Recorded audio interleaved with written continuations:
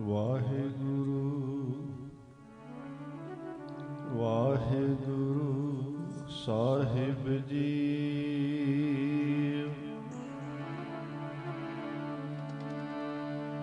ਧੰਨ ਧੰਨ ਸਾਹਿਬ ਸ੍ਰੀ ਗੁਰੂ ਗ੍ਰੰਥ ਸਾਹਿਬ ਜੀਓ ਮਹਾਰਾਜ।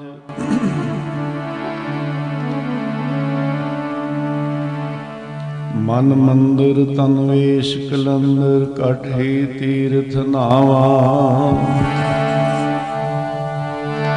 ਏਕ ਸ਼ਬਦ ਮੇਰੇ ਪ੍ਰਾਨ ਬਸਤ ਹੈ,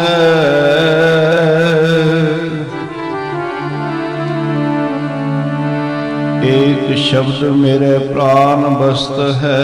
ਬਹੁੜ ਜਨਮ ਨਾ ਆਵਾ, ਲੇਖੇ ਵਿੱਚ ਲਾ ਲੋ ਜੀ ਜਨਮ ਤੁਮਾਰੇ ਲੇਖੇ। ਲੇਖੇ ਵਿੱਚ ਲਾ ਲੋ ਜੀ ਜਨਮ ਤੁਮਾਰੇ ਲੇਖੇ। ਲੇਖੇ ਵਿੱਚ ਲਾ ਲੋ ਜੀ ਜਨਮ ਤੁਮਾਰੇ ਲੇਖੇ।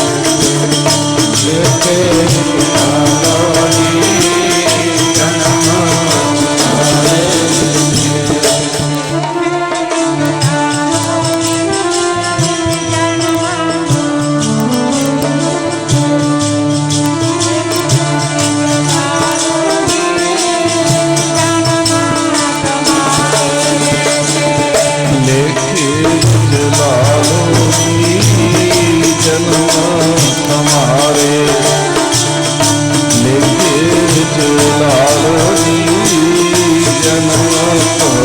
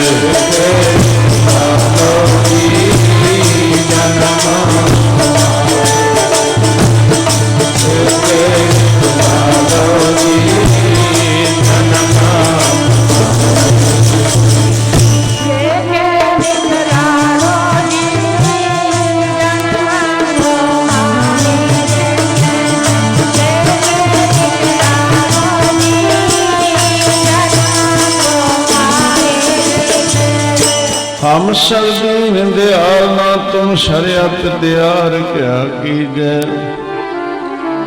बचनी तोर मोर मन मानै जन को पूर्ण दीजै।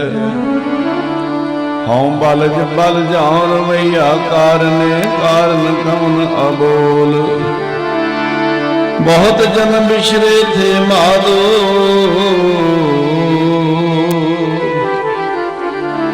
जन्म तुम्हारे लेखे। कह रविदास आस लग जीवों चिर पयो दर्शन देखे।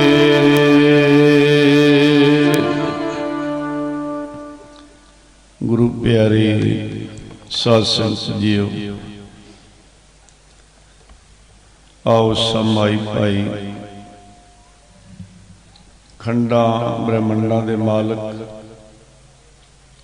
ਸਾਹਿਬ ਸ੍ਰੀ ਗੁਰੂ ਗ੍ਰੰਥ ਸਾਹਿਬ ਮਹਾਰਾਜ ਜੀ ਨੂੰ ਸੀਸ ਝੁਕਾਈਏ, ਹੱਥ ਜੋੜ ਕੇ ਫਤਿਹ ਦਾ ਸਿਮਰਨ ਕਰੀਏ। ਵਾਹਿਗੁਰੂ ਜੀ ਕਾ ਖਾਲਸਾ, ਵਾਹਿਗੁਰੂ ਜੀ ਕੀ ਫਤਿਹ। ਪ੍ਰਬੰਧਕ ਜਨਾਂ ਨੇ ਧੰਨ ਗੁਰੂ ਗ੍ਰੰਥ ਸਾਹਿਬ ਮਹਾਰਾਜ ਜੀ ਦਾ ਓਟ ਆਸਰਾ ਲੈ ਕੇ ਇਸ ਤਮੋਟ ਅਨਾਜ ਮੰਡੀ ਵਿਖੇ 5 ਦਿਨ ਦੇ ਗੁਰਮਤਿ ਸਮਾਗਮ ਰੱਖੇ ਹਨ। ਇਨ੍ਹਾਂ ਸਮਾਗਮਾਂ ਦੇ ਅੰਦਰ ਸਮੂਹ ਸ਼ਹੀਦਾਂ ਦੀ ਯਾਦ ਅਤੇ ਮਹਾਂਪੁਰਸ਼ਾਂ ਦੀ ਮਿੱਠੀ ਨਿੱਘੀ ਯਾਦ ਮਨਾਈ ਜਾਂਦੀ ਹੈ।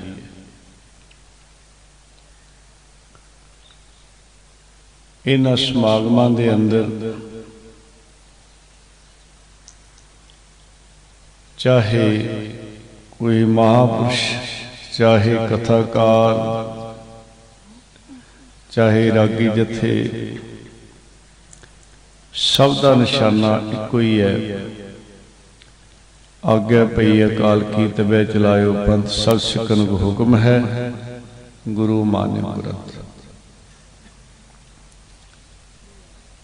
ਤਮੋਟ ਨਗਰ ਤੇ ਅਕਾਲ ਪੁਰਖ ਵਾਹਿਗੁਰੂ ਜੀ ਦੀ ਰਹਿਮਤ ਹੈ। ਆਪ ਨਰੈਣ ਕਲਾ ਧਾਰ ਜਗ ਮੈਂ ਪਰਵਰਿਓ, ਗੁਰੂ ਨਾਨਕ ਸਾਹਿਬ ਸੱਚੇ ਪਾਤਸ਼ਾਹ ਛੇਵੇਂ ਸਰੂਪ ਦੇ ਅੰਦਰ ਜਿਸ ਵੇਲੇ ਆਪ ਜੀ ਨੇ ਆਪਣਾ ਨਾਮ ਸਾਹਿਬ ਸ੍ਰੀ ਗੁਰੂ ਹਰਗੋਬਿੰਦ ਸਾਹਿਬ ਮਹਾਰਾਜ ਰਖਾਇਆ, ਉਸ ਵੇਲੇ ਤਮੋਟ ਨਗਰ ਦੀ ਧਰਤੀ ਨੂੰ ਪਵਿੱਤਰ ਕੀਤਾ ਹੈ। ਸ੍ਰੀ ਦਮਦਮਾ ਸਾਹਿਬ ਉਹ ਸਥਾਨ ਹੈ ਜਿੱਥੇ ਸਤਿਗੁਰ ਸੱਚੇ ਪਾਤਸ਼ਾਹ ਜੀ ਨੇ ਸੰਗਤਾਂ ਨੂੰ ਦਰਸ਼ਨ ਦਿੱਤੇ। ਇਸ ਧਰਤੀ ਦਾ ਕਣ ਕਣ ਪਵਿੱਤਰ ਹੋਇਆ। ਜਿੱਥੇ ਜਾਏ ਬਹਿ ਮੇਰਾ ਸਤਿਗੁਰੂ, ਸੋ ਥਾਨ ਸੁਹਾਵਾ ਰਾਮ ਰਾਜ। ਇਸ ਤਮੋਟ ਨਗਰ ਦੇ ਮਹਾਨ ਸ਼ਹੀਦ ਹੋਏ, ਜਿਨ੍ਹਾਂ ਨੇ ਦੇਸ਼ ਵਾਸਤੇ, ਕੌਮ ਵਾਸਤੇ, ਧਰਮ ਵਾਸਤੇ ਆਪਣਾ ਆਪ ਵਾਰਿਆ। ਇਸ ਨਗਰ ਦੇ ਹੀ ਰਤਵਾੜਾ ਸਾਹਿਬ ਵਾਲੇ ਪਿਆਰੇ ਬ੍ਰਹਮ ਗਿਆਨੀ ਮਹਾਂਪੁਰਸ਼ ਹੋਏ ਨੇ, ਜਿਨ੍ਹਾਂ ਨੂੰ ਸੰਸਾਰ ਦੇ ਅੰਦਰ ਕੌਣ ਨਹੀਂ ਜਾਣਦਾ, ਜਿਨ੍ਹਾਂ ਨੇ ਕੇਵਲ ਪੰਜਾਬ ਹੀ ਨਹੀਂ, ਭਾਰਤ ਦੇਸ਼ ਹੀ ਨਹੀਂ, ਬਾਹਰਲੇ ਦੇਸ਼ਾਂ ਫੌਰਨ ਵਿੱਚ ਜਾ ਕੇ ਵੀ ਗੁਰੂ ਨਾਨਕ ਸਾਹਿਬ ਦੀ ਸਿੱਖੀ ਦਾ ਗੁਰਮਤਿ ਪ੍ਰਚਾਰ ਕੀਤਾ ਹੈ। ਇਹ ਸਾਰੀਆਂ ਬਖਸ਼ਾਂ ਇਸ ਨਗਰ ਤਮੋਟ ਉੱਤੇ ਅਕਾਲ ਪੁਰਖ ਵਾਹਿਗੁਰੂ ਦੀਆਂ ਹਨ, ਜਿੱਥੇ ਗੁਰੂ ਸਾਹਿਬ ਵੀ ਆਏ, ਜਿਸ ਨਗਰ ਦੇ ਮਹਾਨ ਸ਼ਹੀਦ ਵੀ ਹੋਏ, ਔਰ ਜਿਸ ਨਗਰ ਦੇ ਮਹਾਂਪੁਰਸ਼ ਬ੍ਰਹਮ ਗਿਆਨੀ ਹਨ। ਬਖਸ਼ਿਸ਼ ਤਾਂ ਇੱਕ ਹੀ ਬੜੀ ਵੱਡੀ ਹੁੰਦੀ, ਤੇ ਜਿੱਥੇ ਸਾਰੀਆਂ ਬਖਸ਼ਾਂ ਹੋਣ ਉਹ ਨਗਰ ਕਿੰਨਾ ਭਾਗਾਂ ਵਾਲਾ ਹੈ।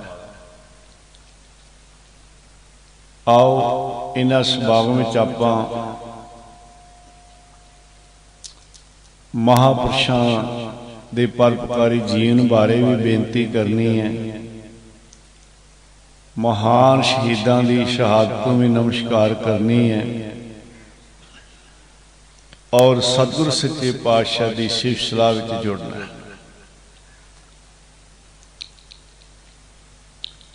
ਸੰਸਾਰ ਦੇ ਉੱਤੇ ਪੂਰਾਂ ਦੇ ਪੂਰ ਆਉਂਦੇ ਨੇ, ਚਲੇ ਜਾਂਦੇ ਹਨ।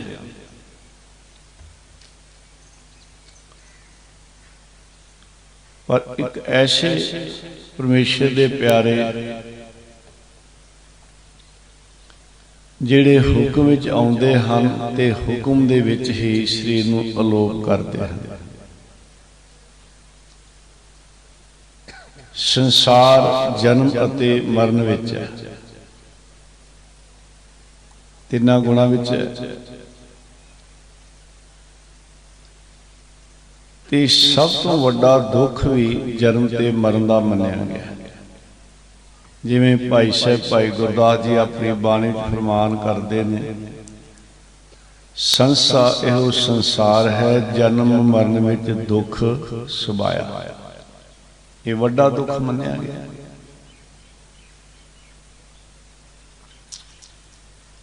ਔਰ ਇਹ ਜਨਮ ਮਰਨ ਦਾ ਦੁੱਖ ਹੈ ਹਉਮੈ ਕਰਕੇ।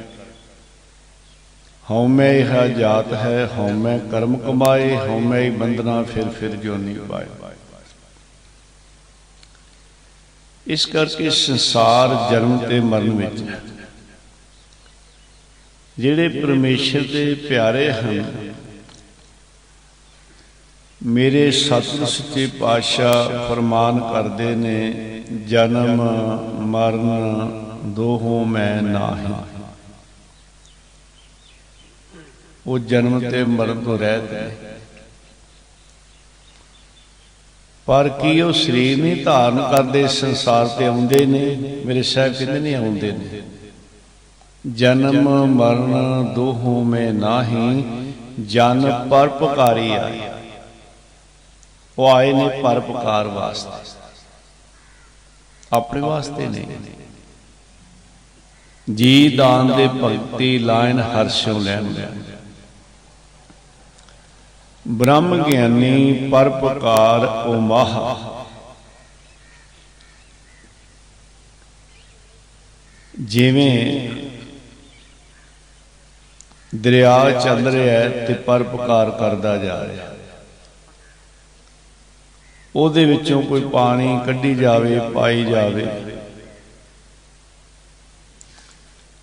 ਉਹਦੇ ਵਿੱਚੋਂ ਕਿੰਨਿਆਂ ਨੂੰ ਜੀਵਨ ਮਿਲਦਾ ਹੈ, ਕਿੰਨੀ ਬਨਸਪਤੀ ਨੂੰ ਜੀਵਨ ਮਿਲਦਾ ਹੈ। ਮਨੁੱਖ ਜੀਵ ਜੰਤੂ ਉਸ ਪਾਣੀ ਨੂੰ ਪੀ ਕੇ ਜਿਉਂਦੇ ਨੇ।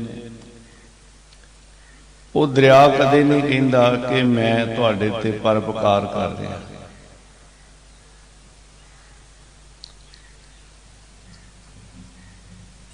ਉਹ ਪਰਉਪਕਾਰ ਕਰੀ ਜਾਂਦਾ। ਫੁੱਲ ਦਾ ਸੁਭਾਅ ਹੈ ਸੁਗੰਧੀ ਦੇਣੀ। ਪਾਣੀ ਪਾਉਣ ਵਾਲੇ ਨੂੰ ਵੀ ਸੁਗੰਧੀ ਦਿੰਦਾ ਹੈ ਤੇ ਫੁੱਲ ਤੋੜਨ ਵਾਲੇ ਨੂੰ ਵੀ ਸੁਗੰਧੀ ਦੇ ਦਿੰਦਾ ਹੈ।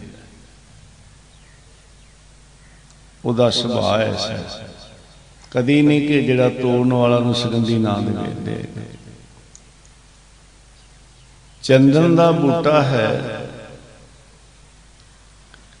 ਤੇ ਜਿਹੜਾ ਕੁਹਾੜਾ ਉਹਨੂੰ ਕੱਟਦਾ ਨਾ, ਚੰਦਨ ਜਿਹੜਾ ਹੈ ਉਸ ਕੁਹਾੜੇ ਦੇ ਮੂੰਹ ਨੂੰ ਹੀ ਸੁਗੰਧਿਤ ਕਰ ਦਿੰਦਾ ਹੈ, ਭਾਵੇਂ ਉਹਨੇ ਕੱਟਿਆ।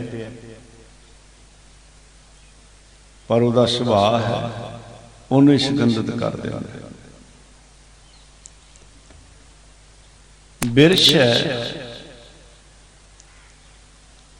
ਸਾਰਾ ਜੀਵਨ ਹੀ ਦੂਸਰੇ ਵਾਸਤੇ ਹੈ। ਛਾਂ ਹੈ ਦੂਸਰੇ ਵਾਸਤੇ। ਆਪਣੇ ਤੇ ਦੁੱਖ ਸੁੱਖ ਚੱਲਦਾ ਹੈ, ਦੂਸਰਿਆਂ ਨੂੰ ਸੁੱਖ ਦੇਣ ਵਾਸਤੇ। ਬਿਰਛਾਂ ਨੂੰ ਫਲ ਲੱਗਦੇ ਨੇ, ਕਦੀ ਬਿਰਛ ਨੇ ਆਪ ਫਲ ਨਹੀਂ ਖਾਧਾ। ਧਿਆਨ ਨਾਲ, ਬਿਰਛ ਆਪ ਫਲ ਨਹੀਂ ਖਾਂਦਾ। ਆਪ ਕੀ ਖਾਂਦਾ? ਆਪ ਇੱਟੇ ਵੱਟੇ ਰੋੜੇ ਖਾਂਦਾ। ਤੇ ਇੱਟੇ ਰੋੜੇ ਮਾਰਨ ਵਾਲਿਆਂ ਨੂੰ ਇਹ ਫਲ ਦਿੰਦਾ ਹੈ। ਸਰਦੀ ਗਰਮੀ ਸਭ ਕੁਝ ਝੱਲ ਕੇ ਫਲ ਤਿਆਰ ਹੋਇਆ ਤੇ ਬਿਰਛ ਆਪ ਨਹੀਂ ਖਾਂਦਾ। ਬੇਲ ਨੂੰ ਫਲ ਲੱਗਦਾ, ਉਹ ਆਪ ਨਹੀਂ ਖਾਂਦੀ, ਦੂਜਿਆਂ ਨੂੰ ਦਿੰਦੀ ਹੈ। ਧਰਤੀ ਹੈ, ਧਰਤੀ ਦੇ ਉੱਤੇ ਜਿਹੋ ਜਿਹਾ ਕੋਈ ਬੀਜ ਬੀਜਦਾ ਉਹੋ ਜਿਹਾ ਉਹ ਫਲ ਦਿੰਦੀ ਹੈ। ਪਰ ਉਹ ਆਪਣੇ ਸੁੱਖ ਵਾਸਤੇ ਨਹੀਂ, ਦੂਜਿਆਂ ਵਾਸਤੇ। ਬ੍ਰਹਮ ਗਿਆਨੀ ਕੈ ਧੀਰਜ ਏਕ। ਜਿਹੜੇ ਪਰਮੇਸ਼ਰ ਦੇ ਪਿਆਰੇ ਨੇ, ਜਿੱਥੇ ਅਨੇਕ ਗੁਣ ਉਹਨਾਂ ਦੇ ਅੰਦਰ ਹੁੰਦੇ ਨੇ, ਉੱਥੇ ਉਹਨਾਂ ਦੇ ਅੰਦਰ ਵੱਡੀ ਧੀਰਜ ਵੀ ਹੁੰਦੀ ਹੈ। ਜਿਉਂ ਬਸਦਾ ਕੋ ਖੁਦੈ ਕੋ ਚੰਦਨ ਲੇਪ। ਧਿਆਨ ਦੇਣਾ, ਧਰਤੀ ਤੇ ਕੋਈ ਖੱਡੇ ਕੱਢ ਕੱਢ ਕੇ ਰੂੜੀ ਦੇ ਢੇਰ ਲਾ ਦੇਵੇ ਤੇ ਧਰਤੀ ਕਦੀ ਰੋਸ਼ ਨਹੀਂ ਕਰਦੀ। ਧਰਤੀ ਤੇ ਕੋਈ ਚੰਦਨ ਦੇ ਲੇਪ ਦੇ ਦੇਵੇ ਤੇ ਧਰਤੀ ਕਦੇ ਰੋਸ਼ ਨਹੀਂ ਕਰਦੀ। ਧਰਤੀ ਤੇ ਕੋਈ ਬਾਗ ਬਗੀਚੇ ਲਾ ਦੇਵੇ ਸੁਗੰਧੀ ਵਾਲੇ ਤਾਂ ਵੀ ਇਸ ਤਰ੍ਹਾਂ ਹੀ ਹੈ, ਤੇ ਗੰਦਗੀ ਦੇ ਢੇਰ ਕੋਈ ਲਾ ਦਿੰਦਾ ਤੇ ਤਾਂ ਵੀ ਰੋਸ਼ ਨਹੀਂ ਕਰਦੀ। ਇੱਕ ਧੀਰਜ ਹੈ, ਜਿੱਥੇ ਅਨੇਕ ਗੁਣ ਹਨ ਬ੍ਰਹਮ ਗਿਆਨੀ ਦੇ, ਉੱਥੇ ਇਹ ਵੀ ਗੁਣ ਹੈ ਵੱਡਾ। ਮੇਰੇ ਸਾਹਿਬ ਕਹਿੰਦੇ ਨੇ ਕਿ ਉਹ ਆਏ ਕਾਹਦੇ ਵਾਸਤੇ? ਸੰਸਾਰ ਤੇ ਜਨਮ ਤੇ ਮਰਨ ਦੇ ਚੱਕਰ ਵਿੱਚ ਹੈ। ਕਿਉਂਕਿ ਇਹ ਜੋ ਖੇਡ ਚੱਲ ਰਹੀ ਹੈ ਉਸ ਪਰਮੇਸ਼ਰ ਦੀ, ਵਾਹਿਗੁਰੂ ਦੀ, ਇਹ ਹੁਕਮ ਤੇ ਕਰਮ ਵਿੱਚ ਧਿਆਨ ਦੇਣਾ। ਹੁਕਮ ਤੇ ਕਰਮ ਵਿੱਚ, ਇੱਕ ਹੁਕਮ ਵਿੱਚ ਆਉਂਦੇ ਆ ਤੇ ਹੁਕਮ ਵਿੱਚ ਚਲੇ ਜਾਂਦੇ ਆ, ਤੇ ਇੱਕ ਕਰਮਾਂ ਦੇ ਬੰਨੇ ਹੋਏ। ਤਾਂ ਹੀ ਤੇ ਭਾਈ ਸਾਹਿਬ ਕਹਿੰਦੇ ਗੁਰਮੁਖ ਸੱਦੇ ਜਾਣ ਆਵਣ ਕੱਲਿਆ। ਉਹ ਵਾਹਿਗੁਰੂ ਦੇ ਭੇਜੇ ਸੰਸਾਰ ਤੇ ਆਉਂਦੇ ਆ, ਬੁਲਾਏ ਚਲੇ ਜਾਂਦੇ ਆ। ਹੁਕਮ ਵਿੱਚ ਨਹੀਂ, ਹੁਕਮ ਰਜਾਈ ਚੱਲਣਾ ਨਾਨਕ ਲਿਖਿਆ ਨਾ। ਸੋ ਉਹਨਾਂ ਦਾ ਸਾਰਾ ਜੀਵਨ ਹੀ ਪਰਉਪਕਾਰੀ ਹੈ। ਜਿੱਥੇ ਅਨੇਕ ਪਰਉਪਕਾਰ ਹੈ ਉੱਥੇ ਸਭ ਤੋਂ ਵੱਡਾ ਜਿਹੜਾ ਪਰਉਪਕਾਰ ਹੈ ਨਾ, ਜੀ ਦਾਨ ਦੇ ਭਗਤੀ ਲਾਏ ਹਰ ਸਿਉ ਲੈਣ ਮਿਲਾਏ। ਜੀਵ ਦੁੱਖ ਕਿਉਂ ਭੋਗ ਰਿਹਾ ਹੈ? ਉਹ ਮਾਲ ਉਸ ਮਾਲਕ ਨਾਲੋਂ, ਮੂਲ ਨਾਲੋਂ ਵਿਛੜਿਆ ਹੋਇਆ, ਤੇ ਉਹ ਮਿਲਾ ਦਿੰਦੇ ਆ ਕਿ ਉਹ ਆਪ ਮਿਲੇ ਹੋਏ ਨੇ। ਲੱਖ ਦੀਵਾ ਬੁਝਿਆ ਹੋਵੇ, ਇੱਕ ਦੀਵਾ ਨਹੀਂ ਜਗਦਾ, ਤੇ ਇੱਕ ਜਗਦਾ ਹੋਵੇ ਤੇ ਲੱਖਾਂ ਬੁਝਿਆਂ ਨੂੰ ਜਗਾ ਦਿੰਦਾ। ਉਹ ਆਪ ਮਿਲੇ ਹੋਏ ਨੇ, ਮਿਲਿਆ ਹੋਇਆ ਹੀ ਮਿਲਾ ਸਕਦਾ, ਦੂਸਰਾ ਨਹੀਂ ਮਿਲਾ ਸਕਦਾ। ਲੱਖ ਬੰਦਾ ਸੁੱਤਾ ਹੋਵੇ ਤੇ ਉਹ ਇੱਕ ਨੂੰ ਵੀ ਨਹੀਂ ਜਗਾ ਸਕਦਾ, ਤੇ ਇੱਕ ਜਾਗਦਾ ਹੋਵੇ ਤੇ ਲੱਖਾਂ ਸੁੱਤਿਆਂ ਨੂੰ ਜਗਾ ਸਕਦਾ। ਵਾਹਿਗੁਰੂ ਦੇ ਪਿਆਰੇ ਸੁਰਤ ਕਰਕੇ ਜਾਗਦੇ। ਭਿੰਨੀ ਰੈਣ ਲਈਏ ਚਾਮਕਣ ਤਾਰੇ, ਜਾਗਣ ਸੰਜਨਾ ਮੇਰੇ RAM ਪਿਆਰੇ। RAM ਪਿਆਰੇ ਸਦਾ ਜਾਗੈ, ਨਾਮ ਸਿਮਰੈ ਅੰਧਨ, ਚਰਨ ਕਮਲ ਧਿਆਨ, ਹਿਰਦੈ ਪ੍ਰਭ ਬਿਸਰ ਨਾਹੀ ਇੱਕ ਖਿਨ। ਉਹ ਸੁਰਤ ਕਰਕੇ ਜਾਗਦੇ। ਸੰਸਾਰ ਸੁੱਤਾ ਹੋਇਆ ਤੇ ਜਾਗਦੇ ਹੀ ਸੁੱਤਿਆਂ ਨੂੰ ਜਗਾ ਸਕਦੇ। ਉਹ ਕੀ ਕਰਦੇ? ਉਹਨਾਂ ਦੀ ਡਿਊਟੀ ਦਰਗਾਹ ਤੋਂ ਲੱਗੀ ਹੋਈ ਹੈ। ਕਬੀਰ ਸੇਵਾ ਕਉ ਦੋਏ ਭਲੇ, ਏਕ ਸੰਤ ਇੱਕ RAM। RAM ਜੋ ਦਾਤਾ ਮੁਕਤ ਕੋ, ਸੰਤ ਜਪਾਵੈ ਨਾਮ। ਇੱਕ ਸੰਤ ਸ਼ਬਦ ਕਈ ਜਗ੍ਹਾ ਭਾਗ ਹੋਆ ਗੁਰ ਸੰਤ ਮਲਾਇਆ, ਐਸੇ ਸ਼ਬਦ ਆਉਂਦੇ ਹਨ। ਤੇ ਦੂਸਰੇ ਗੁਰਮੁਖ ਜਨਾਂ ਨਾਲ ਵੀ ਸੰਤ ਸ਼ਬਦ ਲੱਗਦਾ।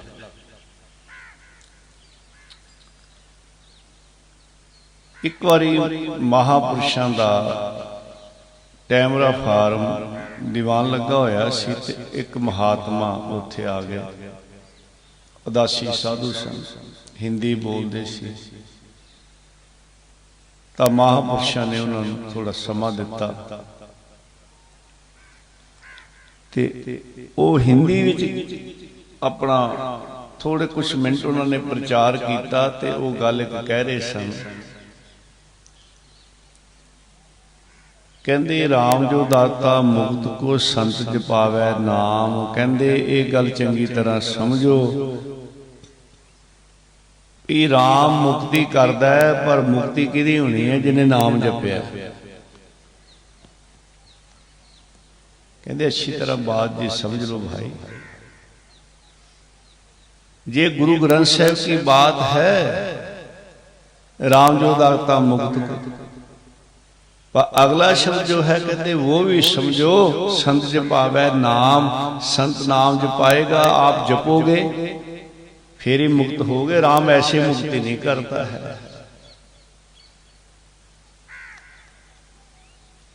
हुण वो नाम कित्थों मिलदा है?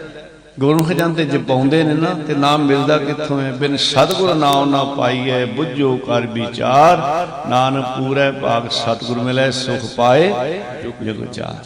समर्थ गुरु तो नाम की दात मिलती। अज साडे सतगुरु गुरु ग्रंथ ਸਾਹਿਬ महाराज हैं, पंजां पैर दे राहीं सानू नाम की गुरमंत्र की दात मिलती है।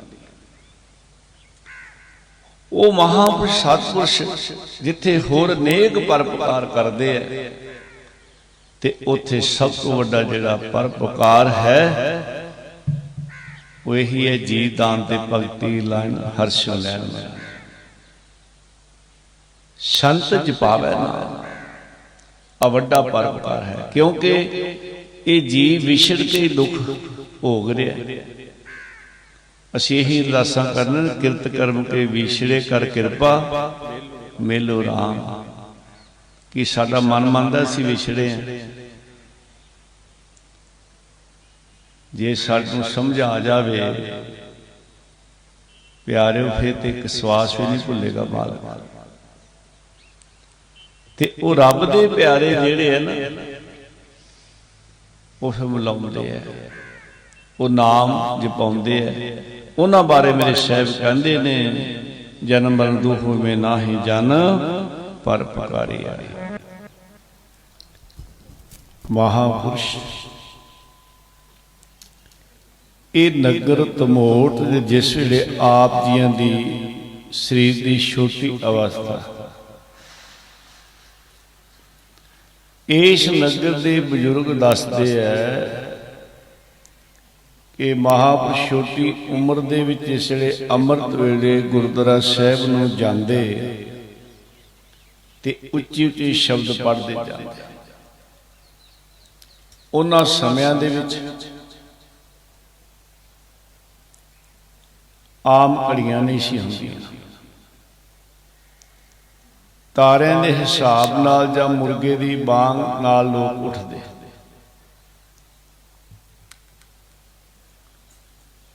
तो आप जी की आवाज़ सुन के कईयां ने कहना नाम लैके उठो पाई हुण समा हो गया। देखो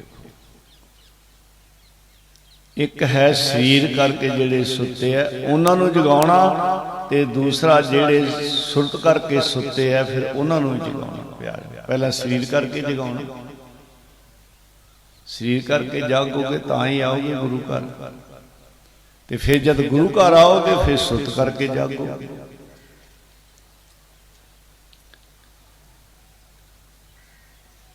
आप जी दे वड्डे भैन जी जिन्होंने असीं भूआ जी क्या करते सी, भूआ जसवंत कौर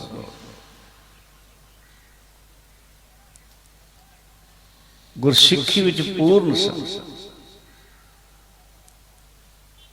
सारी जिंदगी उन्होंने भी कीर्तन किया, बड़े विराग विच। शरीर वैनकूवर दे अंदर बीबियां दा जथा अजे भी वो कीर्तन करदा है, जिहड़ी संगत उन्हां दे राहीं शब्द गुरु नाल जुड़ी है और गुरमत विच बड़े पक्के सन। भूआ जसवंत कौर एक बार दा बचन है, किसी खुशी ते गिद्धा भंगड़ा पिया,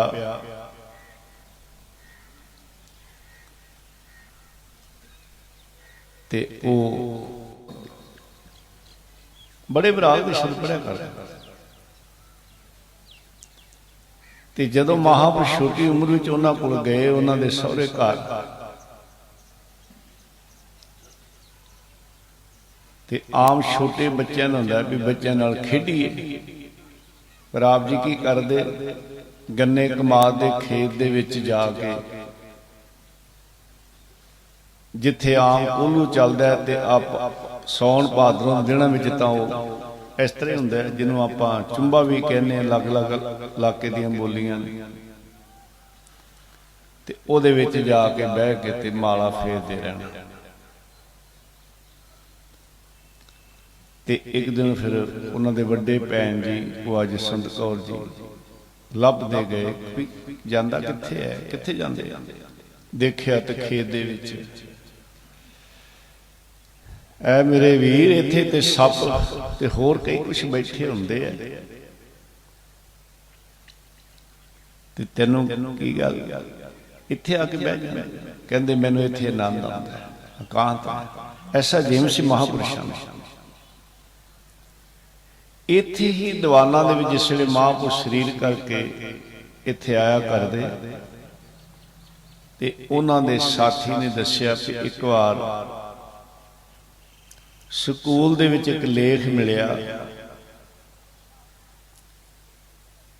ਜਗਤ ਜੂਠ ਤੇ ਲਿਖ। ਜਗਤ ਜੂਠ ਸਮਝਦੇ ਹੋ ਆਪ ਜੀ? ਆਪ ਜੀ ਬਾਕੀ ਲਿਖ ਕੇ ਜਿੱਥੇ ਉਹਦਾ ਨਾਂ ਆਵੇ ਤੇ ਉਹ 3 ਅੱਖਰ ਵਾਲੀ ਜਗ੍ਹਾ ਛੱਡ ਦੇਣ ਲਿਖਣ। ਕਿਉਂ ਨਹੀਂ ਸੀ ਲਿਖਦੇ? ਵੀ ਇਹ ਮੇਰੀ ਕਾਪੀ ਵੀ ਭ੍ਰਿਸ਼ਟ ਹੋ ਜਾਏਗੀ, ਇਹ ਮਾੜਾ ਨਾਮ ਹੈ, ਕਾਪੀ ਤੇ ਵੀ ਨਹੀਂ ਲਿਖਣਾ। ਬਾਕੀ ਲਿਖ ਰਿਹਾ ਵੀ ਇਹਦੇ ਨਾਲ ਬਿਮਾਰੀਆਂ ਲੱਗਦੀਆਂ ਨੇ, ਇਹਦੇ ਨਾਲ ਉਹ ਜਿੱਥੇ ਉਹਦਾ ਨਾਂ ਉਹ ਜਗ੍ਹਾ ਛੱਡ ਦੇ। ਉਹ ਜਿਹੜਾ ਟੀਚਰ ਸੀ, ਮਾਸਟਰ ਸੀ, ਉਹਨੇ ਪੁੱਛਿਆ ਵੀ ਇੱਥੇ ਕੀ ਨਹੀਂ ਲਿਖਿਆ। ਹੁਣ ਆਪਣੀ ਜ਼ੁਬਾਨ ਤੋਂ ਉਹਨੇ ਜਿਹੜੇ ਕਾਪੀ ਨਹੀਂ ਲਿਖਦੇ, ਜ਼ੁਬਾਨ ਨਾਲ ਨਾ ਕਿਵੇਂ ਬੋਲਣਗੇ? ਜਗਤ ਜੂਠ ਵੀ ਇਸੇ ਕਰਕੇ ਕਿਹਾ ਜਾਂਦਾ, ਤਾਂ ਵੀ ਚੁੱਪ ਕਰ ਗਏ। ਹੁਣ ਮਾਸਟਰ ਨੂੰ ਫਿਰ ਗੁੱਸਾ ਆਉਣਾ ਹੀ ਸੀ ਜਿਹਦਾ ਸਟੂਡੈਂਟ ਨੂੰ ਜਵਾਬ ਨਾ ਦੇਵੇ ਭਾਈ, ਪਰ ਮਾਸਟਰ ਦੇ ਗੁੱਸੇ ਦੀ ਕੋਈ ਨਹੀਂ ਪਾਈ। ਆਪ ਜੀ ਜਿਹੜੇ ਬੈਠੇ ਹੋ ਬਜ਼ੁਰਗ, ਪਤਾ ਹੈ ਆਪ ਜੀਆਂ ਨੂੰ ਕਿ 50-60 ਸਾਲ ਪਿੱਛੇ ਚਲੇ ਜਾਓ। ਹੁਣ ਮਹਾਂਪੁਰਸ਼ਾਂ ਦੀ ਉਮਰ ਤੇ ਲੰਮੀ ਸੀ, ਪਰ ਮੈਂ ਆਪਣੀ ਉਮਰ ਦੀ ਗੱਲ ਕਰਨਾ ਵੀ ਉਸ ਵੇਲੇ ਕਿਵੇਂ ਜਿਹੜੇ ਮਾਸਟਰ ਸਨ, ਟੀਚਰ ਸਨ, ਕਿਵੇਂ ਡੰਡਿਆਂ ਨਾਲ ਕੁੱਟਿਆ ਕਰਦੇ ਹੁੰਦੇ ਸੀ, ਕਿਵੇਂ ਕਰਦੇ। ਬਹੁਤ ਸਾਰਾ ਤਾਂ ਸਕੂਲ ਛੱਡ ਕੇ ਘਰੋਂ ਹੀ ਭੱਜ ਜਾਂਦੇ ਸੀ। ਖੈਰ ਬੱਚਿਆਂ ਨੂੰ ਮਾਰਨਾ ਕੁੱਟਣਾ ਨਹੀਂ ਚਾਹੀਦਾ, ਪਰ ਉਹ ਸਮਾਂ ਐਸਾ ਪਹਿਲਾ ਸੀ, ਪਿਆਰ ਨਾਲ ਸਮਝਾਉਣਾ ਚਾਹੀਦਾ। ਬੱਚਿਆਂ ਤੇ ਐਸਾ ਡਰ ਨਹੀਂ ਪੈਦਾ ਕਰਨਾ ਚਾਹੀਦਾ। ਨਾ ਤਾਂ ਕਾਪੀ ਤੇ ਲਿਖਿਆ ਤੇ ਨਾ ਜ਼ਬਾਨ ਨਾਲ ਹੀ ਜਗਤ ਜੂਠ ਦਾ ਨਾਂ ਲਿਆ। ਇੱਕ ਵਾਰ ਆਪ ਜੀ ਦਾ ਕੰਘਾ ਡਿੱਗ ਪਿਆ ਤੇ ਬਚਪਨ ਉਮਰ ਸੀ, ਤੇ ਜੋ ਪੰਜਾਂ ਪਿਆਰਿਆਂ ਨੇ ਕਿਹਾ ਸੀ ਕਿ ਜਿੰਨਾ ਚਿਰ ਦੂਸਰਾ ਕੰਘਾ ਨਾ ਅਰਦਾਸ ਕਰਕੇ ਕੇਸਾਂ 'ਚ ਰੱਖਿਆ ਜਾਵੇ, ਪ੍ਰਸ਼ਾਦਾ ਨਹੀਂ ਛਕਣਾ। ਆਪ ਜੀ ਨੇ ਨਾ ਦਿਨੇ ਛਕਿਆ, ਨਾ ਰਾਤ ਪ੍ਰਸ਼ਾਦਾ ਛਕਿਆ। ਕੰਘਾ ਆਇਆ, ਅਰਦਾਸ ਕਰਕੇ ਕੇਸਾਂ 'ਚ ਰੱਖਿਆ ਤੇ ਫੇਰ ਪ੍ਰਸ਼ਾਦਾ ਛਕਿਆ। ਰਹਿਤ ਵੈਦ ਵਿੱਚ ਮਹਾਂਪੁਰਸ਼ ਇਸ ਤਰ੍ਹਾਂ ਕੁਝ ਸਮਾਂ ਬੀਤਿਆ ਤੇ ਆਪ ਜੀ ਬਠਿੰਡੇ ਤੋਂ ਅੱਗੇ ਇੱਕ ਡਿਊਟੀ ਲਈ ਨਹਿਰ ਦਾ ਪਾਣੀ ਪਿੰਡਾਂ ਦੇ ਟੋਭਿਆਂ ਨੂੰ ਦੇਣਾ। ਇਹ ਮਹਾਂਪੁਰਸ਼ਾਂ ਨੇ ਆਮ ਸਟੇਜ ਤੇ ਬਚਨ ਨਹੀਂ ਕੀਤਾ। ਦਾਸ ਨਾਲ ਰਤਵਾੜਾ ਸਾਹਿਬ ਖੇਤਾਂ ਵਿੱਚ ਦਾਸ ਇਕੱਲਾ ਹੀ ਸੀ ਜਦੋਂ ਬਚਨ ਕੀਤਾ, ਤੇ ਇਹ ਬਚਨ ਇਸ ਨਗਰ ਦੇ ਬਾਬਾ ਭਗਵਾਨ ਸਿੰਘ ਜੀ ਜਿਹੜੇ ਹੋਏ ਨੇ, ਉਹਨਾਂ ਨੇ ਵੀ ਮੈਨੂੰ ਦੱਸਿਆ। ਕਹਿੰਦੇ ਕਿ ਜਿਸ ਵੇਲੇ ਮੈਂ ਸ੍ਰੀ ਦਮਦਮਾ ਸਾਹਿਬ ਸੰਥਿਆ ਲੈ ਰਿਹਾ ਸੀ ਤੇ ਆਪਣੇ ਮਹਾਂਪੁਰਸ਼ ਬਠਿੰਡੇ ਤੋਂ ਅੱਗੇ ਇਸ ਤਰ੍ਹਾਂ ਕੁਝ ਸਮਾਂ ਸਰਵਿਸ ਕੀਤੀ। ਇਹ ਉਹਨਾਂ ਨੇ ਦੱਸਿਆ। ਸਤਿਕਾਰਯੋਗ ਬਾਬਾ ਭਗਵਾਨ ਸਿੰਘ ਜੀ ਨੇ ਕਿਹਾ, ਕਹਿੰਦੇ ਕਿ ਮੈਂ ਬਚਪਨ ਵਿੱਚ ਪਾਠ ਕਰਿਆ ਕਰਦਾ, ਸਪੀਕਰ ਵਿੱਚ ਬੋਲਦੇ, ਖੰਡ ਪਾਠ ਕਰਦਾ, ਤੇ ਨਗਰ ਵਾਲੇ ਹੋਰ ਬੜੇ ਵਾਹ ਵਾਹ ਕਰਦੇ, ਕਿਉਂਕਿ ਆਵਾਜ਼ ਜਿਹੜੀ ਹੁੰਦੀ ਹੈ ਬੱਚਿਆਂ ਦੀ ਚੰਗੀ ਹੁੰਦੀ ਹੈ। ਪਰ ਕਹਿੰਦੇ ਜਦ ਮੈਂ ਸ੍ਰੀ ਦਮਦਮਾ ਸਾਹਿਬ ਜਾ ਕੇ ਸੰਥਿਆ ਲਈ ਤੇ ਮੈਨੂੰ ਪਤਾ ਲੱਗਾ ਕਿ ਇੱਕ ਇੱਕ ਪੰਕਤੀ ਵਿੱਚ ਮੈਂ 4-4 ਗਲਤੀਆਂ ਕਰਦਾ ਸੀ। ਪਰ ਆਮ ਕਈਆਂ ਨਹੀਂ ਪਤਾ, ਆਵਾਜ਼ ਹੀ ਸਾਰੇ ਸੁਣਦੇ ਆ। ਤੇ ਦਾਸ ਵੀ ਕਈ ਵਾਰ ਬੇਨਤੀ ਕਰਦਾ ਵੀ ਭਾਵੇਂ ਕੋਈ PhD ਕਰ ਲਵੇ, ਜਿੰਨੀ ਮਰਜ਼ੀ ਕੁਛ ਹੋਰ ਪੜ੍ਹਾਈਆਂ ਕਰ ਲਵੇ, ਭਾਈ ਜਿੰਨਾ ਚਿਰ ਗੁਰਬਾਣੀ ਦੀ ਸੰਥਿਆ ਆਪਾਂ ਨਹੀਂ ਲੈਂਦੇ, ਇਹਦਾ ਸ਼ੁੱਧ ਉਚਾਰ ਨਹੀਂ ਹੋ ਸਕਦਾ। ਸਕੂਲਾਂ 'ਚ ਪੜ੍ਹ ਲਓ, ਕਾਲਜ, ਦੁਨਿਆਵੀ ਪੜ੍ਹਾਈ ਚੰਗੀ ਗੱਲ ਹੈ। ਇਸੇ ਕਰਕੇ ਸੰਥਿਆ ਜਿਹੜੀ ਹੈ, ਜਿਹੜੇ ਗੁਰਮੁਖ ਜਨ ਮਹਾਂਪੁਰਸ਼ ਹਨ ਉਹ ਭਾਈ ਸੰਥਿਆ ਦਿੰਦੇ ਆ।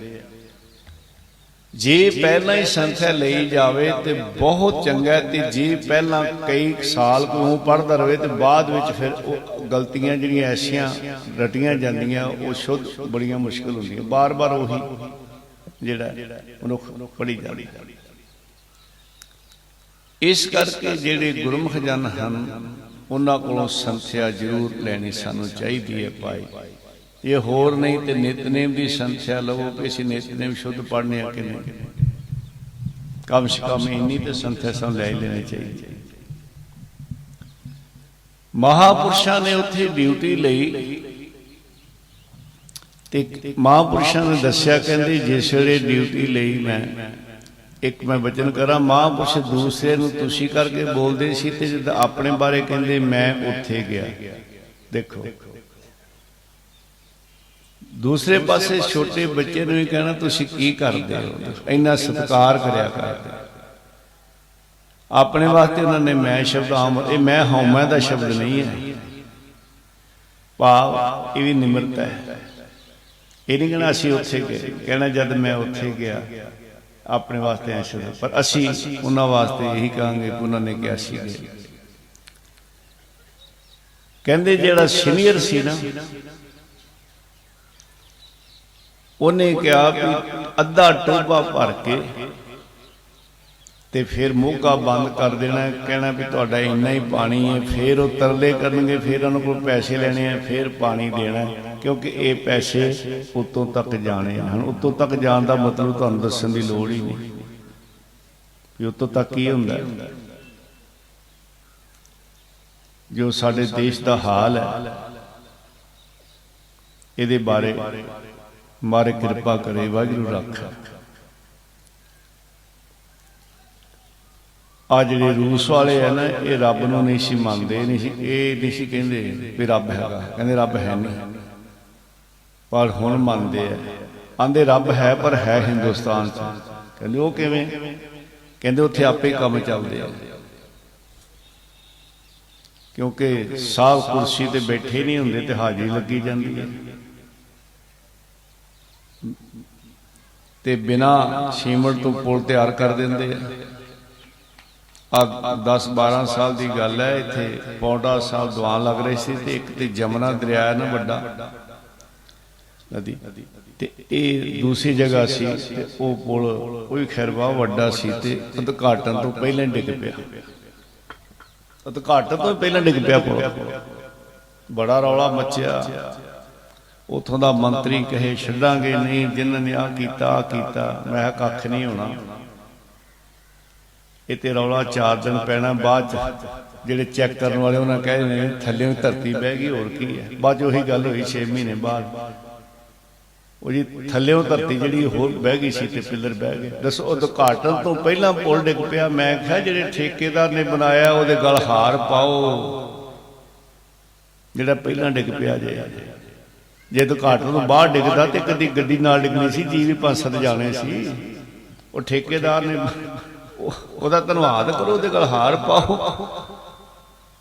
ਜਿਹੜਾ ਪੁਲ ਉਦਘਾਟਨ ਤੋਂ ਪਹਿਲਾਂ ਡਿੱਗ ਪਿਆ। ਇਹ ਹਾਲ ਹੈ ਸਾਡੇ ਦੇਸ਼ ਦਾ।